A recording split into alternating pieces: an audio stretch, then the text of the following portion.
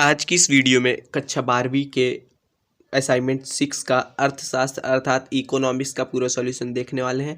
एकदम अच्छे से देखेंगे, ठीक है ना। आपको प्रश्न क्रमांक 1, 2, 3, 4 और 5 का एकदम सटीक उत्तर हैंड रिटन में मिलने वाला है, पूरा एकदम अच्छे से, ठीक है ना। तो चलिए इस वीडियो को शुरू करते हैं। इसके पहले हमने आपके विषय से संबंधित और भी विषयों का सॉल्यूशन प्रोवाइड करा दिया हमारे चैनल पर, तो उन सभी वीडियोज़ को भी आप देख सकते हैं।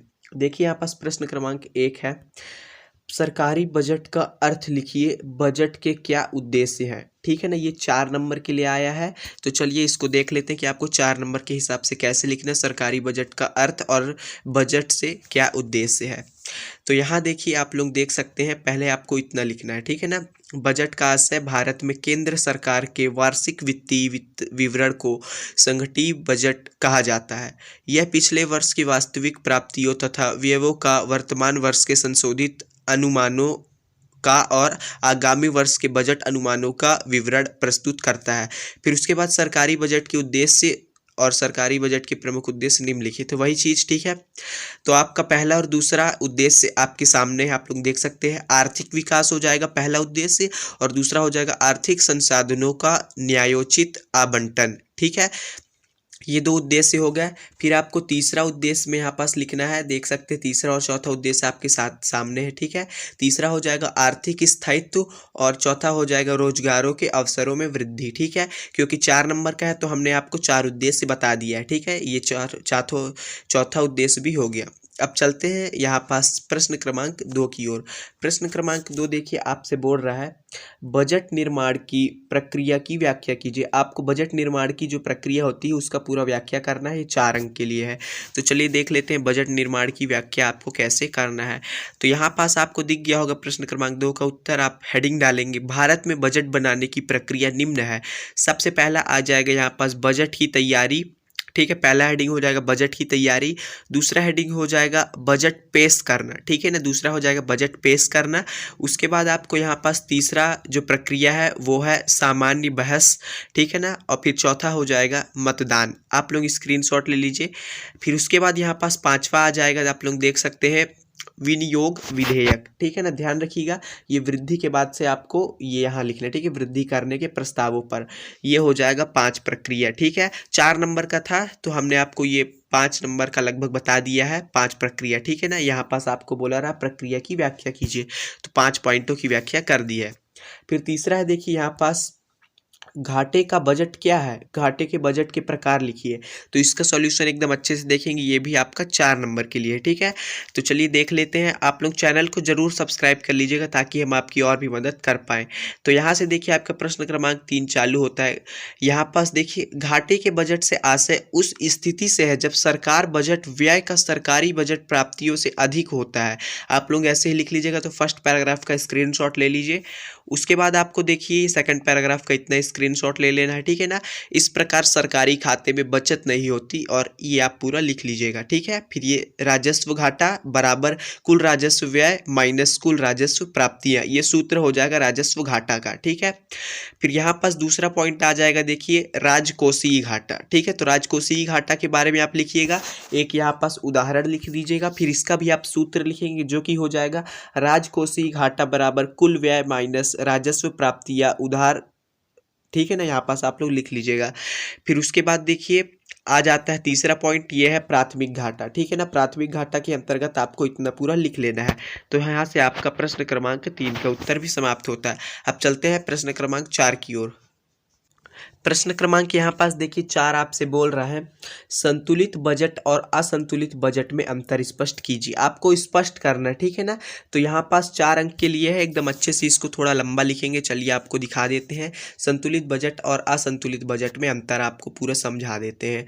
तो यहाँ पास आपको प्रश्न क्रमांक 4 का उत्तर दिख गया होगा। यहाँ पास थोड़ा सा आपको धुंधला दिख रहा होगा तो हम आपको ये पूरा पढ़ के बता देंगे। चलिए पढ़ के बता देते हैं। आप लिखेंगे, बजट संतुलित और असंतुलित दोनों प्रकार का हो सकता है। जब सरकारी राजस्व और खर्चे समान हो तब सरकारी बजट संतुलित कहलाता है। जब राजस्व की तुलना में खर्च अधिक या कम होता है तो बजट असंतुलित कहलाता है। राजस्व से अधिक खर्च होने से बजट घाटे का तथा खर्च से अधिक राजस्व प्राप्त होने पर बजट का, यहाँ पास आप लोग देख सकते हैं, बजट का अच्छा होता है, ठीक है ना। फिर उसके बाद आ जाएगा देखिए, घाटे के बजट के अंतर्गत घाटे की राशि को जनता से उधार लेकर या सरकार के पास एकत्रित कोषों से धन निकालकर पूरा किया जाता है। इस प्रकार छोटे का बजट सरकार के दायित्व में वृद्धि करता है या आरक्षित धन को कम करता है। इसके विपरीत बजट के मामले में बेकार धन से सार्वजनिक ऋण कम हो जाता है, सरकार के एकत्रित कोषों में वृद्धि होती है। ये हो जाएगा, ठीक है। फिर आपको इसके आगे लिखना है, इस प्रकार बजट अब यहाँ पास है तो अच्छे से समझ में आ रहा है तो आप इतना और लिख लीजिएगा, ठीक है ना। ध्यान रखिए प्रश्न क्रमांक 4 के उत्तर में आपको पहले इतना लिख लेना है, ठीक है। हम आपको पढ़ के बता दिए हैं, अगर आपको अभी भी समझ नहीं आया तो आप 20 सेकंड पीछे कर लीजिएगा, समझ में आ जाएगा। फिर आपको इतना और लिख लेना है, ठीक है। फिर इसका बस थोड़ा सा बचता है, आपको इतना लिख लेना है। ये प्रश्न क्रमांक 4 आपका यहाँ से समाप्त होता है। अब चलते हैं प्रश्न क्रमांक 5 की ओर। तो यहाँ देखिए प्रश्न क्रमांक 5 आपसे बोल रहा है, बजट के प्रमुख संगठन कौन से हैं समझाइए। ये प्रश्न है, देखिए बजट के उत्तर अच्छे से देख लेते हैं कि बजट के प्रमुख घटक कौन कौन से हैं। ये प्रश्न क्रमांक 5 का उत्तर है जो कि आपके सामने है, आप लोग यहाँ देख सकते हैं, ठीक है। आपको यहाँ से चालू करना है, हेडिंग डाल लीजिएगा, बजट के प्रमुख अंग निम्न है, ठीक है ना। वही घटक अंग, पहला है सार्वजनिक आय, दूसरा सार्वजनिक व्यय, ठीक है ना। ये अंग हो गया, आपको यहाँ पास लिख देना सार्वजनिक आय के अंतर्गत इतना पूरा लिख देना है, ठीक है ना। ये आपका हो जाएगा। फिर उसके बाद आपको इसके बाद यहाँ पास से आपको ये चालू कर देना है। देखिए आपको लिखना है पूंजीगत प्राप्ति है जैसे सार्वजनिक ऋण। इसके बाद ये सब लिखने के बाद पहला पॉइंट हो जाएगा, यहाँ पास आप लोग लिखेंगे कर के बारे में आप लिखिएगा। फिर उसके बाद दूसरे नंबर पे आ जाएगा सार्वजनिक आय कर साधन, ठीक है। तो आपको उसके बारे में इतना लिख देना है। फिर उसके बाद आ जाएगा आपका तीसरा नंबर, ठीक है ना, ये है प्रत्यक्ष कर, ठीक है। प्रत्यक्ष कर आपको उसका पूरा परिभाषा लिखना है और फिर उदाहरण भी लिख देना है, ठीक है। चौथे नंबर पे आ जाएगा अप्रत्यक्ष कर, ठीक है ना। तो अप्रत्यक्ष कर आप उसके बारे में लिख दीजिएगा। फिर बी नंबर में आ जाता है, देखिए सार्वजनिक आय के गैर साधन, ठीक है ना। ये आप लोग देख सकते हैं, पहला नंबर हो जाएगा फीस, लाइसेंस तथा परमिट, ये हेडिंग हो जाएगा। फिर दूसरे नंबर में आ जाएगा शुल्क, उसके अंतर्गत आपको लिखना है, फिर उदाहरण लिख देना है।